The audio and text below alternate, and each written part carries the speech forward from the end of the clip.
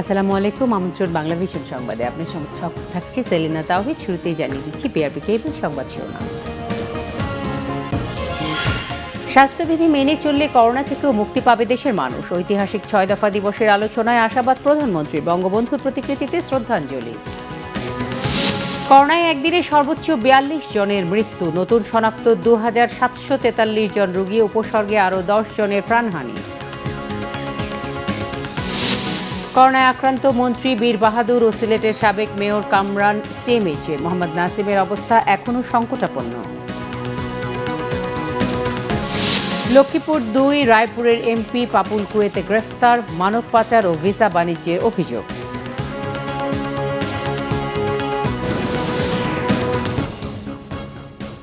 দেখছিলেন বিআরবি কেবল সংবাদ শিরোনাম। এবারে বিস্তারিত। বাঁচার অধিকার হিসেবে 6 দফাকে লুফে নিয়েছিল বাংলার মানুষ। এর মাধ্যমে দেশের স্বাধীনতার পথ সুগম হয় বলে মন্তব্য করেছেন প্রধানমন্ত্রী শেখ হাসিনা। বলেছেন, এদেশের প্রতিটি অর্জন হয়েছে রক্তের বিনিময়, তাই শহীদের রক্ত বৃথা যেতে পারে না। স্বাস্থ্যবিধি মেনে চললে করোনা থেকেও মুক্তি পাবে দেশের মানুষ, আশা প্রকাশ করেছেন তিনি। 7 জুন ঐতিহাসিক 6 দফা দিবস উপলক্ষে আলোচনায় এসব কথা বলেন প্রধানমন্ত্রী। বাঙালি জাতির মুক্তির সনদ ঐতিহাসিক 6 দফার রূপকার ছিলেন জাতির পিতা বঙ্গবন্ধু শেখ মুজিবুর রহমান। 1966 সালের 7 জুন বঙ্গবন্ধুর 6 দফা দাবি বাস্তবায়নে শহীদ হন অনেকে। সে কারণে দিনটিকে 6 দফা দিবস হিসেবে পালন করা হয়।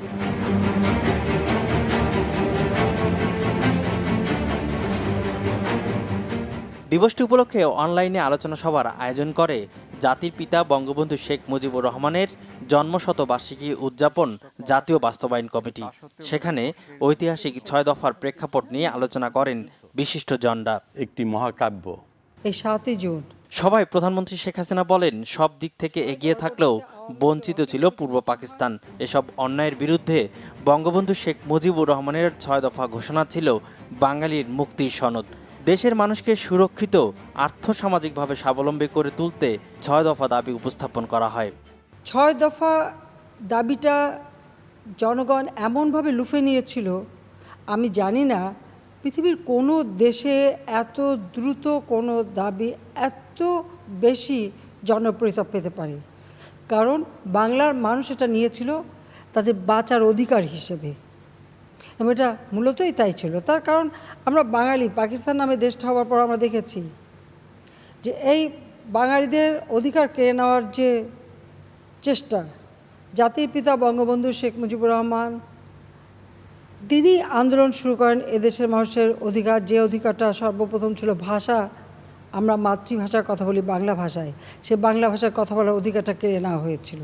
এত দ্রুত 6 দফাকে সমর্থনই শুধু করেনি, তারা স্বায়ত্তশাসনের এই দাবিকে নিজের দাবি হিসেবে গ্রহণ করলো। বাংলার মানুষের মুক্তির দাবি হিসেবে এই 6 দফা সকলের সামনে উদ্ভাসিত হলো। এবং অর্থনৈতিকভাবে যেমন একদিকে বঞ্চিত, ঠিক সেইভাবে লেখাপড়া সব দিক থেকে, এমনকি সামরিক বা অসামরিক চাকরির ক্ষেত্রেও সবসময় বাঙালিরা বঞ্চিত ছিল। শেখ হাসিনা বলেন, এদেশের প্রতিটি অর্জন হয়েছে রক্তের বিনিময়ে। শহীদের রক্ত বৃথা যেতে পারে না বলেও মন্তব্য করেন প্রধানমন্ত্রী। বাঙালিরা অর্থাৎ আমরা এই পূর্ববঙ্গের মানুষ ছিলাম সব থেকে অগ্রগামী, অথচ সবসময় বঞ্চনার শিকার হয়েছি। সেই বঞ্চনার বিরুদ্ধেই বঙ্গবন্ধু শেখ মুজিব সংগ্রাম করেছেন, আর তারই সংগ্রামের পথ বেয়ে আমরা পেয়েছি স্বাধীনতা। আমি আশা করি যে আমাদের দেশের প্রত্যেকটা মানুষ স্বাস্থ্য সুরক্ষা নিয়ম মেনে চলবেন। ইনশাল্লাহ এখান থেকে আমরা মুক্তি পাব, বাংলাদেশ এগিয়ে যাবে। জাতির পিতার স্বপ্নের ক্ষুধামুক্ত, দারিদ্র্যমুক্ত সোনার বাংলাদেশ আমরা গড়ে তুলব। বঙ্গবন্ধুর আদর্শ নিয়ে বাংলাদেশ অর্থনৈতিকভাবে এগিয়ে যাওয়ার পথে করোনায় বাধাগ্রস্ত হচ্ছে বলেও মন্তব্য করেন প্রধানমন্ত্রী। সৈয়দ আব্দুল মুহিত, বাংলাভিশন, ঢাকা। এদিকে বিভেদের ভাইরাসে জাতিকে বিভ্রান্ত না করার আহ্বান জানিয়েছেন আওয়ামী লীগ সাধারণ সম্পাদক ওবায়দুল কাদের। ঐতিহাসিক 6 দফা দিবস উপলক্ষে রবিবার ধানমন্ডি 32 নম্বরে প্রধানমন্ত্রী শেখ হাসিনা ও আওয়ামী লীগের পক্ষে দলের কেন্দ্রীয় নেতাদের সঙ্গে নিয়ে বঙ্গবন্ধুর প্রতিকৃতিতে শ্রদ্ধা জানান ওবায়দুল কাদের। শ্রদ্ধা জানায় যুবলীগ সহ দলের বিভিন্ন অঙ্গ ও সহযোগী সংগঠনও। পরে বাসভবন থেকে ব্রিফিংয়ে ওবায়দুল কাদের বলেন, যারা 7 মার্চ ও 7 জুন পালন করে না তাদের স্বাধীনতার চেতনা ও মুক্তিযুদ্ধের আদর্শে বিশ্বাস নেই। জানান, মুজিব শতবর্ষে এবারের 7 জুনের তাৎপর্য অনেক গভীর। তবে করোনার কারণে এবারকার 6 দফা দিবস ভিন্ন প্রেক্ষাপটে পালিত হচ্ছে বলেন। রাজনীতি করার সময় এখন নয়। করোনা মোকাবেলায় দলমত, ধর্ম, বর্ণ নির্বিশেষে সবার সহযোগিতাও চান আওয়ামী লীগ সাধারণ সম্পাদক।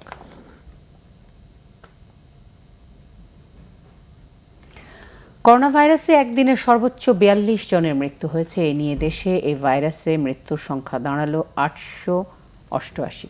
এছাড়া নতুন করে শনাক্ত হয়েছেন করোনা ভাইরাসে আক্রান্ত 2743 জন। এ নিয়ে মোট আক্রান্তের সংখ্যা 65,769। একদিনে 578 জন করোনা থেকে সুস্থ হয়েছেন। এ নিয়ে মোট সুস্থ 13,903 জন। দুপুরে স্বাস্থ্য অধিদপ্তরের নিয়মিত বুলেটিনে জানানো হয়, করোনা ভাইরাস শনাক্তের জন্য দেশে ল্যাবের সংখ্যা বাড়ানো হচ্ছে। 52টি ল্যাবে মোট 13,136টি নমুনা পরীক্ষা করা হয়েছে, যার 20.88% নমুনা করোনা আক্রান্ত পাওয়া গেছে। যা নমুনা পরীক্ষা হয়েছে তাতে শনাক্ত হয়েছে 2,743 জন এবং এ পর্যন্ত শনাক্ত হয়েছেন 65,769 জন। শনাক্তের হার 20.88%। গত 24 ঘন্টায় সুস্থ হয়েছেন 578 জন। এ পর্যন্ত সুস্থ 13,903 জন। শনাক্ত বিবেচনায় সুস্থতার হার 21.14%। এদিকে বেড়েছে মৃত্যুর হারও। 24 ঘন্টায় মারা যাওয়া 42 জনের মধ্যে বিভিন্ন বয়সের মানুষ থাকলেও এখনও বেশি মৃত্যু ঢাকা বিভাগেই। গত 24 ঘন্টায় মৃত্যুবরণ করেছেন 42 জন, পুরুষ 35 জন, নারী 7 জন। 21 থেকে 30 বছরের মধ্যে 1 জন, 31 থেকে 40 বছর 7 জন, 41 থেকে 50 9 জন, 51 থেকে 60 বছরের 7 জন, 61 থেকে 70 বছর 14 জন। আইসোলেশনে নতুন করে যুক্ত হয়েছেন 467 জন। সারা দেশে মোট আইসোলেশনে আছেন 7,399 জন। করোনার সংক্রমণ এড়াতে সামাজিক দূরত্ব নিশ্চিতের পাশাপাশি স্বাস্থ্যবিধিগুলো নিয়মিত মেনে চলার আহ্বান স্বাস্থ্য অধিদপ্তরের। আরিফুল হক, বাংলা ভিশন, ঢাকা। করোনা আক্রান্ত পার্বত্য চট্টগ্রাম বিষয়ক মন্ত্রী বীর বাহাদুর উসই সিংকে হেলিকপ্টারে ঢাকা সিএমএইচে ভর্তি করা হয়েছে। আর করোনা আক্রান্ত সিলেটের সাবেক মেয়র বদরুদ্দিন আহমেদ কামরানকেও ঢাকায় আনা হয়েছে। এই প্রথম মন্ত্রিসভার কোনো সদস্য করোনায় আক্রান্ত হলেন। উন্নত চিকিৎসার জন্য রবিবার দুপুরে বীর বাহাদুরকে বাসা থেকে বিমান বাহিনীর হেলিকপ্টারে ঢাকায় আনা হয়। বান্দরবানের সিভিল সার্জন ডাক্তার অং সুই প্রু জানিয়েছেন, মন্ত্রী সুস্থ আছেন, কাশি ছাড়া অন্য কোনো উপসর্গ নেই তার। নিবিড় পর্যবেক্ষণে ও স্বাস্থ্যবিধি মেনে চললে তিনি সুস্থ হয়ে উঠবেন বলে জানান তিনি। কক্সবাজারের ল্যাবে নমুনা পরীক্ষায় শনিবার মন্ত্রীর করোনা পজিটিভ আসে। এদিকে সিলেটের সাবেক মেয়র আওয়ামী লীগ নেতা বদরুদ্দিন আহমেদ কামরানকেও বিমান বাহিনীর হেলিকপ্টারে ঢাকায় আনা হয়েছে। রাত 8:45 তাকে বহনকারী হেলিকপ্টার ঢাকায় অবতরণ করে। বদরুদ্দিন আহমেদ কামরানকে ঢাকা সিএমএইচে ভর্তি করা হয়।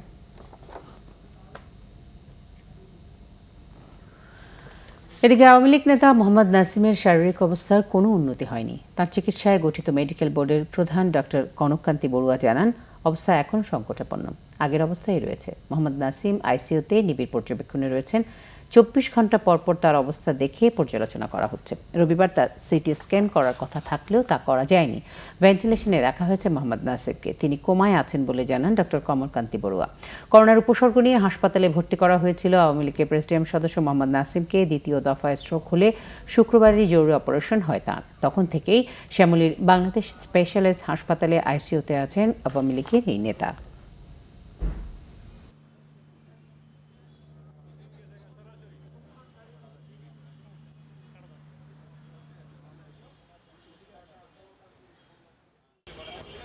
হ্যাঁ, সংকটাপন্ন, রাইট, সংকটাপন্ন। উনি কমাতে আছেন, সেই সংকটাপন্ন, এবং সেইটার কোনো উন্নতিও হয় নাই, অবনতিও হয়।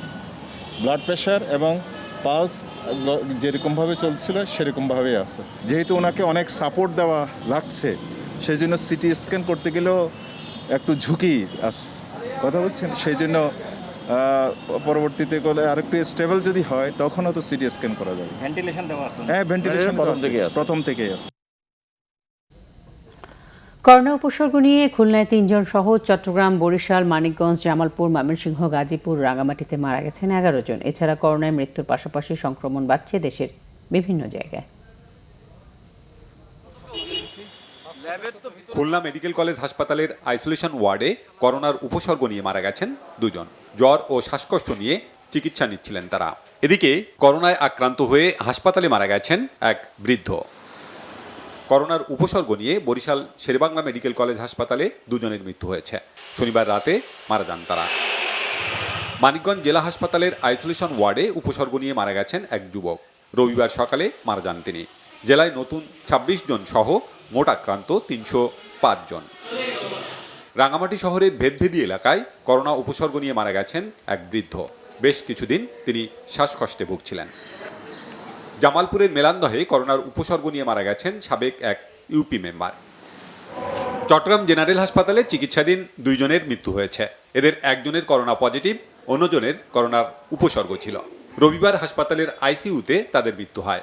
এছাড়া চট্টগ্রামে একদিনে নতুন আক্রান্ত 156 জন, মোট আক্রান্ত 3962 জন।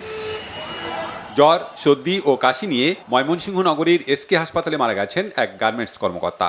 এছাড়া ময়মনসিংহ মেডিকেলে 3 চিকিৎসক, 5 নার্স ও 10 স্বাস্থ্যকর্মী সহ নতুন 41 জনের করোনা পজিটিভ, মোট আক্রান্ত 668 জন। নোয়াখালীতে করোনায় মারা গেছেন 2 জন, নতুন শনাক্ত 37 জন। শেরপুরে করোনায় মৃত্যু হয়েছে এক নারীর, নতুন আক্রান্ত 6 জন। রংপুর বিভাগে নতুন করে আক্রান্ত 24 জন, মৃত্যু হয়েছে একজনের। হোম কোয়ারেন্টিনে 360 ও আইসোলেশনে 42 জন, সুস্থ হয়েছেন 57 জন। সিলেটে 4 চিকিৎসক সহ নতুন 66 জনের করোনা শনাক্ত। সাভারে করোনায় মারা গেছেন 2 জন, উপজেলা স্বাস্থ্যকেন্দ্রে চিকিৎসাধীন ছিলেন তারা। সাতক্ষীরায় নতুন 5 জন সহ মোট আক্রান্ত 53 জন। টাঙ্গাইলে নতুন 17 জন সহ মোট আক্রান্ত 252 জন। জয়পুরহাটে নতুন 9 জন সহ মোট শনাক্ত 212 জন। Banglavision news desk. বিশ্বে করোনা ভাইরাসে মৃতের সংখ্যা 4 লাখ ছাড়িয়েছে। পুরো বিশ্বে করোনায় এখন মৃত্যু 4,03,000-এর বেশি, আক্রান্ত 70,29,000 ছাড়িয়েছে, সুস্থ 34,36,000-এর উপরে। এদিকে করোনা ভাইরাসের কারণে বিশ্বের 6 কোটি মানুষ চরম দরিদ্র হয়ে পড়বে বলে সতর্ক করে দিয়েছে বিশ্বব্যাংক। করোনা মহামারীতে মৃতের তালিকায় শীর্ষে থাকা যুক্তরাষ্ট্রে রবিবার স্থানীয় সময় দুপুর পর্যন্ত মারা গেছে 100-র বেশি। শনিবার মৃত্যু হয় 7 শতাধিক নাগরিকের। এ নিয়ে দেশটিতে মারা গেছেন 1,12,000-এর বেশি, আক্রান্ত 20 লাখের কাছাকাছি। আক্রান্ত দ্বিতীয় ও মৃতের তালিকায় তৃতীয় অবস্থানে থাকা ব্রাজিলে শনিবার 9 শতাধিক মানুষের মৃত্যু হয়েছে। মৃতের সংখ্যা বেড়ে 36,000 ছাড়িয়েছে, আক্রান্ত 6,76,000-এর বেশি। আরও 2 শতাধিক সহ যুক্তরাজ্যে মৃতের সংখ্যা 40,450 ছাড়িয়েছে। আক্রান্তের তালিকায় 3 নম্বরে থাকা রাশিয়ার আরও 197 জন সহ মৃতের সংখ্যা বেড়ে 5,808 শতাধিকে পৌঁছেছে। এদিকে ভারতে রবিবার 171 জনের মৃত্যু হয়েছে। এ নিয়ে দেশটিতে মারা গেছে 7,000-এর বেশি। মোট আক্রান্তের সংখ্যা ছাড়িয়েছে 2.5 লাখ। ইতালিকে ছাড়িয়ে আক্রান্তের তালিকায় ভারতের অবস্থান এখন ষষ্ঠ। আরও 67 জনের মৃত্যুতে পাকিস্তানের মৃতের সংখ্যা 2,000 ছাড়ালো, আক্রান্ত লাখের কাছাকাছি। এদিকে করোনা ভাইরাসে মহামারী বিশ্ব অর্থনীতির জন্য একটা বিশাল বিপর্যয়, যা 1 দশক ধরে স্থায়ী হবে বলে সতর্ক করে দিয়েছে বিশ্বব্যাংক। করোনা সংক্রমণ প্রতিরোধ ব্যবস্থার উপর জোর না দিয়ে হার্ড ইমিউনিটি পথে হাঁটলে লাভের চেয়ে ক্ষতিই বেশি হবে বলে আশঙ্কা জনস্বাস্থ্য বিশেষজ্ঞদের। তারা বলছেন, এতে অসংখ্য লোক আক্রান্ত হবে, স্বাস্থ্যসেবা পাওয়া কষ্টকর হবে, মৃত্যু ঝুঁকিও বাড়বে। গ্রিন, রেড, ইয়েলো জোন ধরে প্রতিরোধ ব্যবস্থা জোর দিতে হবে। টেস্ট এবং আইসোলেশনের উপরও জোর দিতে হবে। জীবন জীবিকার প্রয়োজনে করোনা সংক্রমণের ব্যাপকতা সত্ত্বেও তুলে নেওয়া হয়েছে লকডাউন, খুলে দেওয়া হয়েছে ব্যাংক বিমার দোকানপাট সহ গণপরিবহন। এমন পরিস্থিতিতে করোনা আক্রান্তের সংখ্যাও বাড়ছে জোর গতিতে, সেই সাথে বাড়ছে মৃত্যুর সংখ্যাও। 8 মার্চ করোনা রোগী শনাক্তের পর 10,000 রোগী শনাক্তে যেখানে সময় লেগেছিল 58 দিন, সেখানে পরবর্তী 29 দিনেই শনাক্ত হয়েছে 40,000-এর বেশি রোগী। করোনা সংক্রমণের এমন ভয়াবহতায় প্রশ্ন উঠেছে, বাংলাদেশ কি তাহলে হার্ড ইমিউনিটির পথেই হাঁটছে?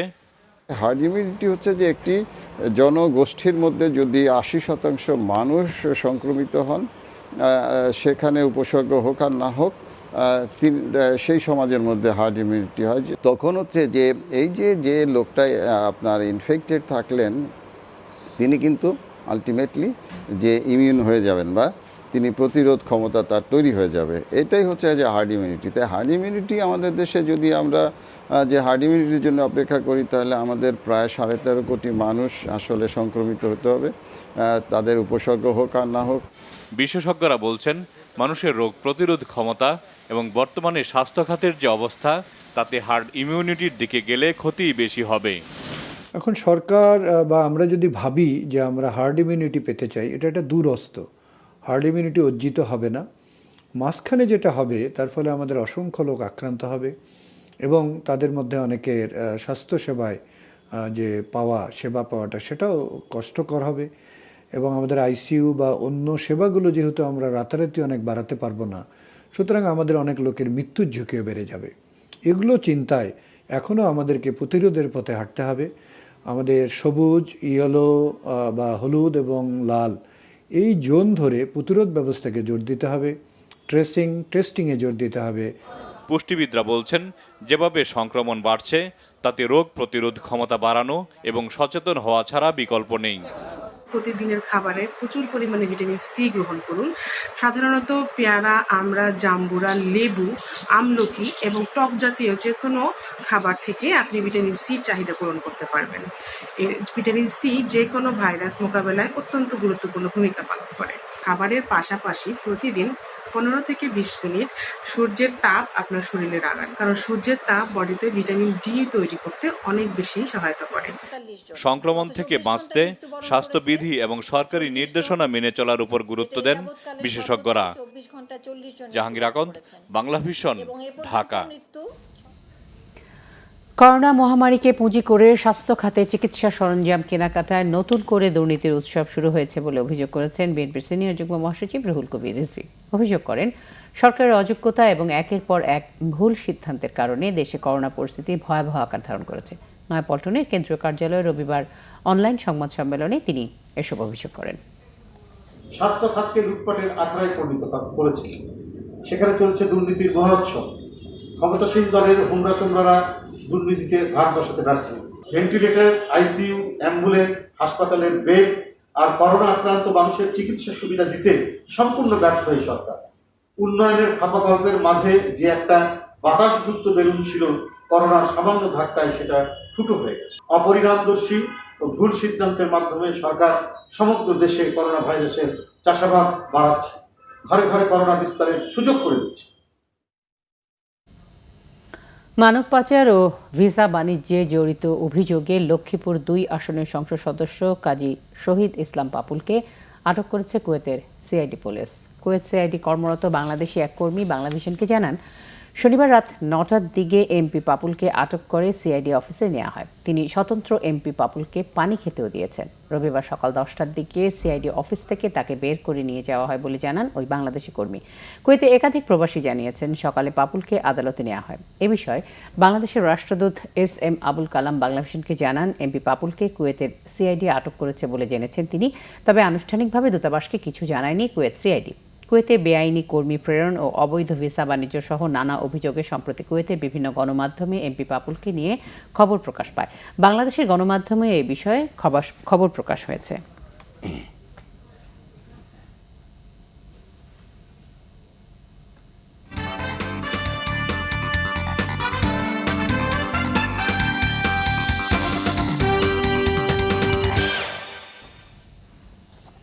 করোনা মহামারীর কারণে এবছর দেশের অর্থনৈতিক প্রবৃদ্ধি কোনোভাবেই 2.5%-এর বেশি হবে না বলে পূর্বাভাস দিয়েছেন বেসরকারি গবেষণা প্রতিষ্ঠান সিপিডি।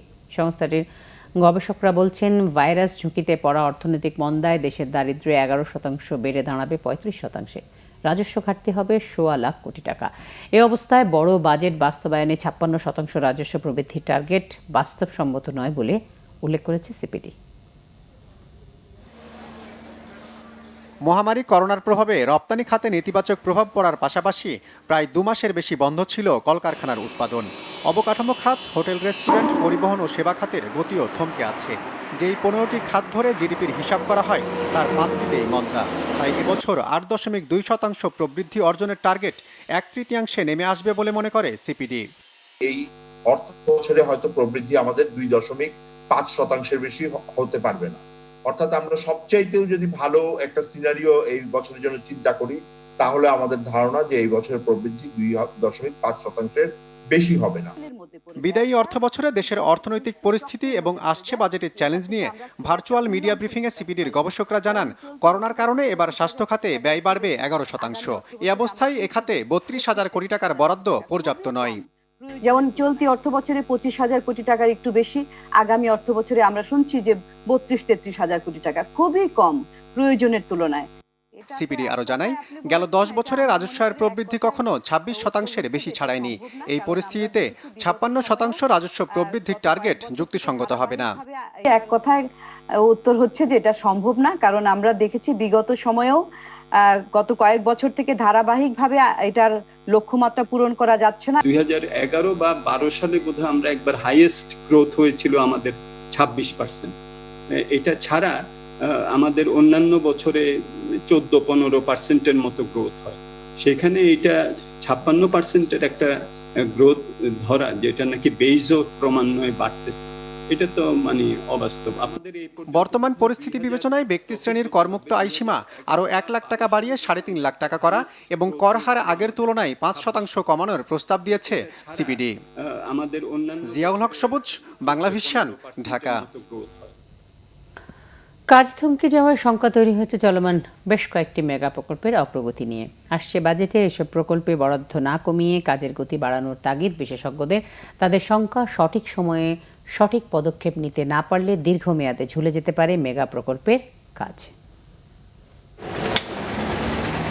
করোনা মহামারীর প্রভাবে দেশে চলমান ছোট বড় বেশিরভাগ উন্নয়ন প্রকল্পের কাজই থমকে গেছে। পদ্মা সেতু আর রূপপুর পারমাণবিক বিদ্যুৎ কেন্দ্র ছাড়া শ্রমিক সংকটে অন্য সব প্রকল্পের কাজই বন্ধ রয়েছে গত 3 মাস ধরে। কাজ না থাকায় অর্থ ছাড়ও করছে না মন্ত্রণালয়, তাই প্রকল্পের অগ্রগতি ও বাস্তবায়ন পড়েছে শঙ্কার মুখে। এই যে ডিলে হচ্ছে তার কারণে কোনো প্রজেক্টের ব্যয় বাড়বে এখন পর্যন্ত আমরা বলতে পারছি না, তবে আমরা আশা করছি সেরকম পরিস্থিতি হয়তো হবে না। আমাদের যে মেগা প্রজেক্টগুলো আছে সেগুলো চলছে, বাট গতিটা স্থির। আগের যে গতি ছিল সেরকম ছিল না, কারণ আমাদের ওখানকার লোক সংখ্যা তো কমে গেছে, এই কারণে কিছুটা কম। তবে কাজ চলছে। এখনও আমরা আশাবাদী, যারা কন্ট্রাক্টর, বিদেশি সব কন্ট্রাক্টর, তারা আশাবাদী, যেই সময়তে তারা ধরে রাখছিলেন তারা এখনও আশাবাদী যেইভাবে চলছে তারা কাভার আপ করতে পারবেন যদি পরিস্থিতি একটু ভালোর দিকে যায়। যেই রেটে আগানোর কথা সেই রেটে আগাচ্ছে, এইটুকু আমি বলতে পারি। 2024-এর মধ্যে দুটোই হয়ে যাওয়ার কথা, আশা করছেন ইনশাল্লাহ ওর মধ্যে এই কাজ হবে। তবে আশার কথা, মেগা প্রকল্পের বরাদ্দ ও বাস্তবায়নের ক্ষেত্রে আসছে বাজেটে গুরুত্ব থাকছে আগের মতোই। বিশেষজ্ঞরা বলছেন, জনবল সংকটের চ্যালেঞ্জ থাকলেও অগ্রাধিকার ভিত্তিতে প্রকল্পের কাজ এগিয়ে নিতে হবে।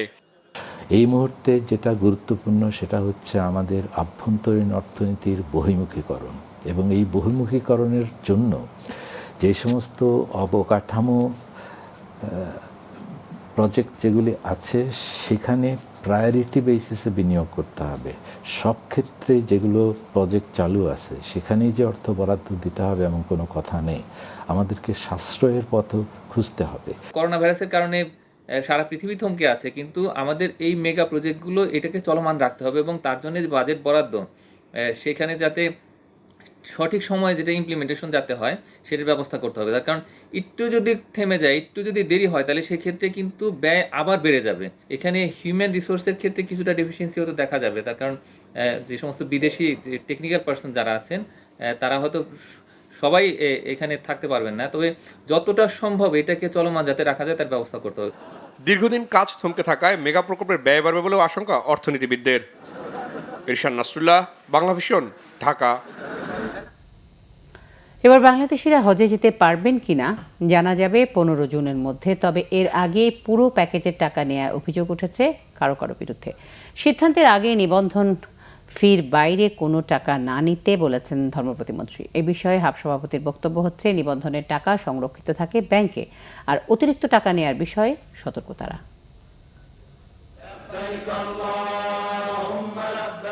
চাহিদা বেশি থাকায় বাংলাদেশের অনুরোধে এবছরের হজে 10,000 কোটা বাড়ায় সৌদি সরকার। কিন্তু করোনা মহামারীর জেরে কয়েক দফা সময় বাড়িয়েও নিবন্ধন করেছে ৬৬,০০০-এর মতো, যা মোট কোটার অর্ধেকেরও কম। তারপরও এখনও অনিশ্চিত এবছরের হজ হবে কোন পদ্ধতিতে, বা বাংলাদেশিরা যেতে পারবে কিনা। আর শেষ মুহূর্তে সিদ্ধান্ত হলে কিভাবে তার ব্যবস্থাপনা হবে তাও এখন ভাবনার বিষয়। কারণ বাড়ি ভাড়া, স্বাস্থ্য সুরক্ষা সহ নানা বিষয়ে বিশেষ সতর্কতা এবার নতুন ইস্যু। আমরা কোনো ওপেন ডিক্লারেশন পাই নাই, তবে আমরা মোটামুটি চেষ্টা করতেছি। সৌদি আরবও চেষ্টা করতেছে, তাদের বিশিষ্ট জনদের তাদেরও মিটিং সিটিং এর ব্যাপার আছে। তারা সকলে মিলে সিদ্ধান্ত নিয়ে সারা দেশের কে কোথা থেকে কিভাবে যাবে এ ঘোষণা তারা আশা করি 15 তারিখের মধ্যে, 15ই জুন এই মাসের 15 তারিখের মধ্যে তারা দিতে পারবেন। সৌদি আরব থেকে যে সিদ্ধান্ত আসবে সেই মোতাবেকই আমরা ব্যবস্থা গ্রহণ করব। সংখ্যা যদি কম বলা হয় তাহলে সেই অনুপাতে আমরা এজেন্সিগুলির সাথে একটা আলোচনা করে একটা নীতিমালা তখন আমরা তাৎক্ষণিকভাবে তৈরি করব। আমরা সব কিছুর জন্য প্রস্তুত আছি, কিছু কিছু হোমওয়ার্ক আমরা করেছি এর মধ্যে। হজে চূড়ান্ত নিবন্ধনের জন্য উড়োজাহাজ ভাড়া ও সার্ভিস চার্জ বাবদ 1.5 লাখের মতো টাকা নেয়ার কথা, কিন্তু অভিযোগ উঠছে অনেক হজ এজেন্সি প্যাকেজের পুরো টাকাই নিয়ে নিচ্ছে। যে নিবন্ধন করার জন্য কত টাকা প্রয়োজন, সার্কুলারটি বিভিন্ন মিডিয়ায় প্রকাশিত হয়েছে এবং হজ যাত্রীগণ জেনেছেন। তো হজ যাত্রীগণ আমি মনে করি এই বিষয়টিকে বিবেচনা রেখেই ওনারা নিবন্ধন করবেন। এখন যদি কেউ কোনো অবস্থাতে টাকা চান, কাউকে কোনো প্রকার টাকা দিবেন না। কোনো অবস্থাতে দেখা যাচ্ছে অনেক সময় সকল হজ এজেন্সি সকলকেই সমানভাবে বিশ্বাস করা যায় না। এত লোকের মধ্যে কিছু এদিক ওদিক থাকতেও পারে। তবে কোনো কারণে নিবন্ধিতরা হজে যেতে না পারলে টাকা ফেরত নেওয়া নয়তো আগামীবার অগ্রাধিকার পাবেন বলে আবারও জানালেন ধর্ম প্রতিমন্ত্রী। মিরাজ হোসেন গাজী, বাংলা ভিশন, ঢাকা। রাজধানীতে যানবাহন বাড়ছে যানজটও। তবে সকাল ও বিকেল ছাড়া দিনের অন্যান্য সময় গণপরিবহনে যাত্রী বেশ কম। এদিকে চাকুরিচ্যুতির প্রতিবাদে মেট্রো রেলের কর্মচারীদের বিক্ষোভে রাজধানীর আগারগাঁওয়ে কিছুক্ষণ যানজট দেখা দেয়।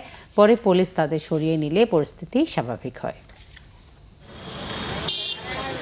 সপ্তাহের প্রথম কর্মদিবসে রবিবার রাজধানীর সড়কগুলোতে বের হয় অসংখ্য গাড়ি, যদিও এগুলোর মধ্যে ব্যক্তিগত গাড়িই বেশি, যে কারণে যানজট বেশি হয় প্রধান সড়কগুলোতে।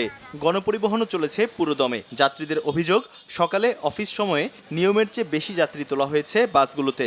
তবে ভিন্ন দাবি বাস চালকদের। তারা বলছেন অনেক কম যাত্রী নিয়ে তারা গাড়ি চালাচ্ছেন। যাত্রী খুব কম হইতেছে, আর একটু যাত্রী হলে মালিক মহাজন প্লাস আমাদেরও কিছু পাইতাম আর কি। আমাদের কাউন্টার যে সার্ভিসগুলো আছে মোটামুটি নিয়ন্ত্রণে আছে, আমরা যাত্রী অভাব নিই না, প্রতি সিটে একজনকে বসে দিতেছি। এদিকে মেট্রো রেল প্রজেক্ট থেকে ছাঁটাই করা প্রায় 2,500 কর্মচারী রাজধানীর আগারগাঁয়ে সড়ক অবরোধ বিক্ষোভ করে। যখন 31 তারিখে জানানো হলো যে সারা দেশে লকডাউন উঠে গেছে, কাজ শুরু হবে, তখনই আমাদের 30 তারিখ বিকালবেলা নোটিশ দেওয়া হলো আমাদের 2517 জন এমপ্লয়ি ছাঁটাই। সবাই বেকার, আর এখন মনে করেন চলাফেরা কষ্ট, 2 মাস ধরে রুম ভাড়া দিতে পারে না। বাড়িওয়ালা ফোন দিতেছে রুম ভাড়া দেওয়ার জন্য, ফ্যামিলি চালাতে পারে না, রুম ভাড়া দিব কেমন। আর আমি আছি জেনারেল ওয়ার্কার পজিশনে। দাবি মানা না হলে আবার রাস্তায় নামার হুঁশিয়ারি দিয়েছেন তারা। শিহাব হোসেন, বাংলা ভিশন, ঢাকা। দেশে ব্যাপক হারে ছড়িয়ে পড়া করোনা ভাইরাসের প্রকৃত চিত্র জানতে এবং এর সংক্রমণ রোধে অ্যান্টিবডি টেস্টিং জরুরি হয়ে দাঁড়িয়েছে বলেছেন মাইক্রোবায়োলজিস্ট ও ইমিউনোলজিস্টরা। এই জন্যে দেশের ডায়াগনস্টিক সেন্টারগুলোই যথেষ্ট বলে মনে করেন তারা। সেই সাথে কমিউনিটি ট্রান্সমিশন ঠেকাতে কমিউনিটি স্ক্রিনিংয়ের উপরও জোর দেন তারা। বিশ্বজুড়ে মরণব্যাধি করোনা ভাইরাসের সংক্রমণ রোধ করা যাচ্ছে না। করোনা নিয়ে গবেষণায় পিছিয়ে নেই বাংলাদেশও। করোনার বৈশ্বিক পরিস্থিতিতে কর্মক্ষেত্র এবং বাসায় কিভাবে সংক্রমণ রোধ করা যায় তা নিয়েও কাজ হচ্ছে বিস্তর। বাংলাদেশেও এর সমন্বয় সাধনের জন্য জোর দেন প্রবাসী গবেষকরা।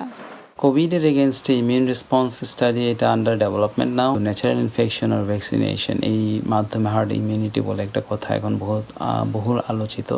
তো আমরা কিভাবে এই দিকে যেতে পারি? তো ভ্যাকসিন স্টিল ফার ওয়ে। আমরা রিসেন্টলি দেখতে পাচ্ছি যে number of cases mortality is increasing really high, almost double the amount since March and April. So আমাদের রিয়েলি চিন্তা করতে হবে যে আমাদের যদি এনাফ হসপিটাল সাপোর্ট না থাকে, মানুষকে ইনফেকশনের দিকে ঠেলে দেওয়াটা এটা নিতান্তই ঝুঁকিপূর্ণ। So hard immunity actually is not an option.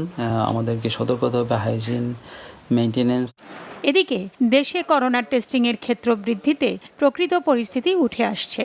জাতির জরুরি প্রয়োজনে তৈরি এই ল্যাবগুলোকে টেকসই রাখারও পরামর্শ গবেষকদের। সেই সাথে করোনা পরীক্ষার মান ঠিক রাখতে IEDCR এর নজরদারি বাড়ানোর উপরও গুরুত্ব দেন তারা। এই মুহূর্তে আমাদের শুধুই যে রোগের ডায়াগনোসিসের জন্য টেস্টিংটা দরকার সেটা কিন্তু না, ওভারঅল প্যান্ডেমিকটাকে আপনি কিভাবে ম্যানেজ করবেন সেটার জন্য টেস্টিংয়ের ভূমিকা অত্যন্ত গুরুত্বপূর্ণ এবং সেক্ষেত্রে অ্যান্টিবডি টেস্টেরও প্রয়োজন রয়েছে। আবার অ্যান্টিবডি টেস্টের আরেকটা ভীষণ প্রয়োজনীয়তা হচ্ছে এই মুহূর্তে প্লাজমা থেরাপির কারণে। আরটিপিসিআর ল্যাব এবং আরটিপিসিআর টেস্টিংয়ের সাস্টেনেবিলিটি, কোয়ালিটি কন্ট্রোল খুব গুরুত্বপূর্ণ। আর তার পাশাপাশি অ্যান্টিবডি টেস্টগুলোকে ব্যবহার করা, আর অ্যান্টিবডি টেস্টগুলো ব্যবহার করার জন্য বাংলাদেশে কিন্তু এক্সপার্টাইজের কোনো অভাব নেই। আমাদের দেশে জালের মতো ছড়িয়ে ছিটিয়ে আছে অনেক ডায়াগনস্টিক সেন্টার এবং এই ডায়াগনস্টিক সেন্টারগুলোর কিন্তু অ্যান্টিবডি টেস্ট করার ক্ষমতা রয়েছে। সরকারের তত্ত্বাবধানে এই বিভিন্ন ল্যাবগুলোকে দায়িত্ব দেওয়া হোক। আরটিপিসিআর এবং অ্যান্টিবডি টেস্টের সমন্বয়েই সম্ভব যথাযথভাবে প্যান্ডেমিক মোকাবেলা করা। মহামারী করোনাকে নিয়ন্ত্রণে নিতে কমিউনিটি স্ক্রিনিংও জরুরি বলে মনে করেন এই গবেষক। র্যান্ডমলি কিছু মানুষকে যদি অ্যান্টিবডি টেস্ট করা হয় এবং সে সব অ্যান্টিবডি টেস্ট নেগেটিভ হয়, তাহলে ধরে নেওয়া যাবে যে ওই কমিউনিটিটা এখনও ইনফেকশনের আওতার বাইরে আছে। নাসরিন গীতি, বাংলা ভিশন, ঢাকা। করোনায় চিকিৎসাধীন অবস্থায় মারা গেছেন কক্সবাজারের সিনিয়র সাংবাদিক মোনায়েম খান। রবিবার বেলা 2টার দিকে চট্টগ্রাম মেডিকেল কলেজ হাসপাতালে তাঁর মৃত্যু হয়। করোনায় আক্রান্ত হলে 4 দিন আগে কক্সবাজার থেকে চট্টগ্রামে ভর্তি করা হয় মোনায়েম খানকে। রবিবার রাতে কক্সবাজারের তারাবনিয়ার ছড়ায় কবরস্থানে তাকে দাফন করার কথা। সাংবাদিক মোনায়েম বাংলাদেশ বেতার, ডেইলি স্টার, ফাইন্যান্সিয়াল এক্সপ্রেস সহ বিভিন্ন গণমাধ্যমে কাজ করেছেন। সজ্জন এই সাংবাদিকের মৃত্যুতে কক্সবাজার সহ দেশের সাংবাদিক মহলে শোকের ছায়া নেমেছে। তিনি স্ত্রী এবং এক ছেলে ও এক মেয়ে রেখে গেছেন। ঢাকা দক্ষিণ সিটি কর্পোরেশনের এলাকার করোনা ঝুঁকিপূর্ণ এলাকা চিহ্নিত করে গেজেট দিয়ে লকডাউন করা হবে বলে জানিয়েছেন মেয়র ব্যারিস্টার শেখ ফজলানুর তাপস। সকালে রাজধানীর লালবাগ নবাবগঞ্জ পার্কে বছরব্যাপী মশক নিধন কার্যক্রমের আনুষ্ঠানিক উদ্বোধন করে একথা জানান তিনি। এ সময় মেয়র তাপস বলেন, সিটি কর্পোরেশনের মশা নিধন কার্যক্রমকে আগাগোড়া ঢেলে সাজানো হয়েছে। তিনি বলেন, দক্ষিণের স্বাস্থ্য খাত ভঙ্গুর অবস্থায় রয়েছে। স্বাস্থ্য মন্ত্রণালয়কে সাথে নিয়ে এই অবস্থার উত্তর ঘটাতে চান তিনি। তাপস জানান, ডেঙ্গু প্রতিরোধে কার্যক্রম 75টি ওয়ার্ডে একযোগে চলবে। প্রতিটি ওয়ার্ডে 8 জন মশক কর্মী সকালে 9টা থেকে দুপুর 1টা পর্যন্ত লার্ভা নিধন করবেন। অন্যদিকে ওয়ার্ড প্রতি আরও 10 জন মশক নিধন কর্মী দুপুর 2:30টা থেকে বিকেল 6:30 পর্যন্ত ফগিং কার্যক্রম চালাবেন। সংক্রমিত ব্যাধির যেন আমাদের ঢাকাবাসী আক্রান্ত না হয় এবং তাদের যেন স্বাস্থ্য সেবা পায়, চিকিৎসা পায়, সেই লক্ষ্যে আমাদের স্বাস্থ্য সেবাকে আমরা ঢেলে সাজাচ্ছি। ঢাকা দক্ষিণ সিটি কর্পোরেশনের আওতায় যেই স্বাস্থ্য সেবাই বিদ্যমান আছে সেটা একদম নাজুক এবং ভঙ্গুর অবস্থা। আমরা সেটাকে ঢেলে সাজানো কার্যক্রম হাতে নিয়েছি। যদিও এটা বাস্তবায়নে কিছুটা সময় লাগবে, কারণ এখানে স্বাস্থ্য মন্ত্রণালয়ের অনেক সহযোগিতা প্রয়োজন, সরকারের সহযোগিতা প্রয়োজন। মোবাইল ব্যাংকিং ও ক্রেডিট কার্ড জালিয়াতিতে জড়িত 13 জনকে ঢাকা ও ফরিদপুর থেকে আটক করেছে র্যাব। আটকদের কাছ থেকে উদ্ধার করা হয় 14,83,000 টাকা এবং প্রতারণার কাজে ব্যবহৃত 31টি মোবাইল ফোন, 2টি ল্যাপটপ, 120টি সিম।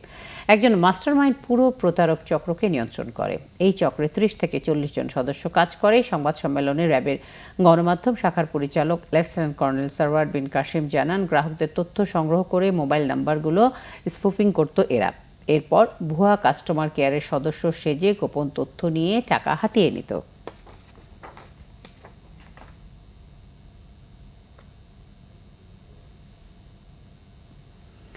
করোনায় আক্রান্ত আরও 5 পুলিশ সদস্য সুস্থ হয়ে বাড়ি ফিরেছেন। রবিবার রাজারবাগ কেন্দ্রীয় পুলিশ হাসপাতাল থেকে ছাড়পত্র দেওয়া হয় তাদের। রাজারবাগ পুলিশ হাসপাতালে বর্তমানে চিকিৎসাধীন 659 জন, জানিয়েছেন কেন্দ্রীয় পুলিশ হাসপাতালের অতিরিক্ত পুলিশ সুপার সাইফুল ইসলাম শান্তু। জানান, করোনা আক্রান্ত পুলিশ সদস্যদের চিকিৎসায় সর্বোচ্চ চেষ্টা করা হচ্ছে। এদিকে পুলিশ সদর দপ্তরের গণমাধ্যম শাখার এআইজি সোহেল রানা জানান, জনগণের সুরক্ষা নিশ্চিত করতে গিয়ে এখন পর্যন্ত 18 জন পুলিশ সদস্য করোনা যুদ্ধে দেশের জন্য সর্বোচ্চ ত্যাগ করে জীবন উৎসর্গ করেছেন। এ পর্যন্ত 6,206 জন পুলিশ সদস্য আক্রান্ত হয়েছেন। তাদের মধ্যে 1,828 জনই ডিএমপিতে কর্মরত। আক্রান্তের 2,767 জন সদস্য সুস্থ হয়ে বাড়ি ফিরেছেন। তাদের অনেকে এরই মধ্যে আবারও কাজে যোগ দিয়েছেন বলে জানিয়েছেন তিনি।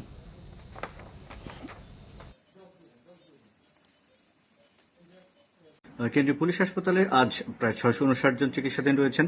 আপনি যদি গত সপ্তাহের এই সময়ের সাথে তুলনা করেন, গত সপ্তাহে এই সময় প্রায় 1450 অধিক রোগী চিকিৎসাধীন ছিলেন।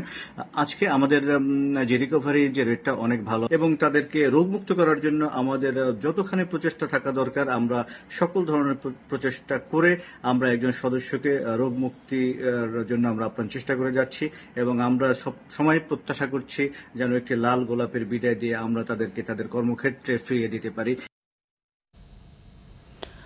করোনা আক্রান্তের সেবায় 3,000 মেডিকেল টেকনোলজিস্ট নিয়োগ প্রক্রিয়ায় অস্বচ্ছতার অভিযোগ এনে বিক্ষোভ করেছে টেকনোলজিস্টরা। এ নিয়ে স্বাস্থ্য অধিদপ্তরের কার্যক্রম শুভঙ্করের ফাঁকি অভিযোগ করে মহাখালীতে বিক্ষোভ করেন তারা। নেতারা জানান, প্রধানমন্ত্রী 3,000 পদ তৈরির অনুমোদন দিলেও প্রকৃতপক্ষে 1,200 জন মেডিকেল টেকনোলজিস্ট নিয়োগ দিচ্ছে অধিদপ্তর।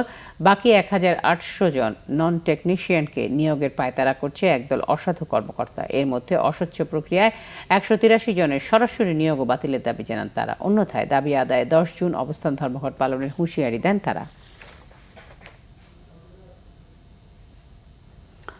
করোনার সংক্রমণ বেশি হওয়ায় নারায়ণগঞ্জের 3টি এলাকাকে লকডাউন করেছে জেলা প্রশাসন। দুপুরে সংবাদ সম্মেলনে জেলা প্রশাসক মোহাম্মদ জসিমউদ্দিন জানান, করোনা ভাইরাসে বেশি ঝুঁকিপূর্ণ হিসেবে নারায়ণগঞ্জের আমলাপাড়া, জামতলা এবং ফতুল্লার ভুঁইঘরের রূপায়ণ টাউনকে লকডাউনের আওতায় আনা হয়েছে। এই 3টি এলাকাকে 15 থেকে 21 দিন পর্যন্ত পর্যবেক্ষণ করা হবে। এলাকাগুলোতে গণপরিবহন চলাচল বন্ধ থাকবে এবং কাঁচা বাজার বন্ধ রেখে ভ্রাম্যমাণ বাজারের ব্যবস্থা করার কথা জানান জেলা প্রশাসক। পরিস্থিতির উন্নতি না হলে পর্যায়ক্রমে অন্যান্য ঝুঁকিপূর্ণ এলাকাও লকডাউন করা হবে বলেও জানান তিনি। ঈদুল আজহা উপলক্ষে আবারও মিলিয়নিয়ার হওয়ার সুযোগ নিয়ে এলো ওয়ালটন। প্রতিষ্ঠানটির ডিজিটাল ক্যাম্পেইন সিজন 7-এ দেওয়া হচ্ছে এই সুযোগ। এর আওতায় ওয়ালটন ফ্রিজ, ওয়াশিং মেশিন এবং মাইক্রোওয়েভ ওভেন কিনে গ্রাহকরা পেতে পারেন 1 মিলিয়ন বা 10 লাখ টাকা। রয়েছে লাখপতি হওয়ার সুযোগ সহ কোটি টাকার নিশ্চিত ক্যাশ ভাউচার। আজ রাজধানীতে ওয়ালটন কর্পোরেট অফিসে আয়োজিত ডিক্লারেশন প্রোগ্রামে জানানো হয়, 8 জুন থেকে শুরু হওয়া এই সুযোগ থাকছে ঈদুল আজহা পর্যন্ত। অনুষ্ঠানে উপস্থিত ছিলেন ওয়ালটনের নির্বাহী পরিচালক এমদাদুল হক সরকার, SM জাহিদ হাসান, মোহাম্মদ রায়হান, উদয় হাকিম, আমির খান ও doctor Mohammad Shakhawat Hossain, deputy executive director Firoz Alam ও শাহজাদা সেলিম, এডিশনাল ডিরেক্টর মিল্টন আহমেদ।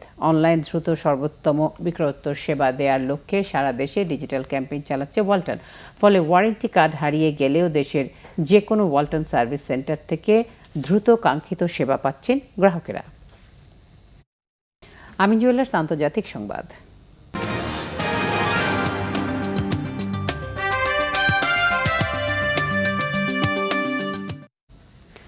যুক্তরাষ্ট্রে বর্ণবাদ বিরোধী আন্দোলনের 12তম দিনে ওয়াশিংটন ডিসি সহ কয়েকটি রাজ্যে লক্ষ বিক্ষোভকারীর সমাবেশ ঘটেছে। নর্থ ক্যারোলিনার জর্জ ফ্লয়েডের মৃতদেহে জানানো হয়েছে শ্রদ্ধা। শনিবার রাজধানী ওয়াশিংটন ডিসির ক্যাপিটাল হিল, লিঙ্কন মেমোরিয়াল ও লাফায়েট পার্কের পাশে হাজার হাজার বিক্ষোভকারী অবস্থান নেয়।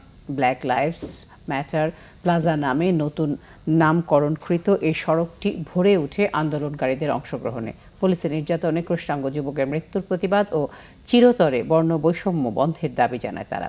একাত্মতা প্রকাশ করে আন্দোলনকে আরও বেগবান করেছেন মেয়র মিউরেলিয়াল বোজার। তবে তিনি এই করোনা পরিস্থিতিতে সবাইকে মাস্ক পরার আহ্বান জানান। এদিকে জর্জ ফ্লয়েডের জন্মস্থান নর্থ ক্যারোলিনায় একটি গির্জায় তার মরদেহ রাখা হয়েছে। বিভিন্নভাবে তার বিধেয়ী আত্মার প্রতি শ্রদ্ধা জানায় হাজারো মানুষ। এছাড়া বর্ণবাদ বিরোধী এই আন্দোলন ছড়িয়ে পড়েছে যুক্তরাজ্য, অস্ট্রেলিয়া, ফ্রান্স, জার্মানি ও স্পেনে। সংবাদ শেষ করছি বিআরবি কেবল শিরোনামগুলো আরও একবার জানিয়ে। স্বাস্থ্যবিধি মেনে চললে করোনা থেকেও মুক্তি পাবে দেশের মানুষ। ঐতিহাসিক 6 দফা দিবসের আলোচনায় আশাবাদ প্রধানমন্ত্রীর। বঙ্গবন্ধুর প্রতিকৃতিতে শ্রদ্ধাঞ্জলি। করোনায় একদিনে সর্বোচ্চ 42 জনের মৃত্যু। নতুন শনাক্ত 2743 জন রোগী। উপসর্গে আরও 11 জনের প্রাণহানি। করোনায় আক্রান্ত মন্ত্রী বীর বাহাদুর ও সিলেটের সাবেক মেয়র কামরান সিএমএইচে। মোহাম্মদ নাসিমের অবস্থা এখনও সংকটাপন্ন। লক্ষ্মীপুর 2 রায়পুরের এমপি পাপুল কুয়েতে গ্রেফতার। মানব পাচার ও ভিসা বাণিজ্যের অভিযোগ।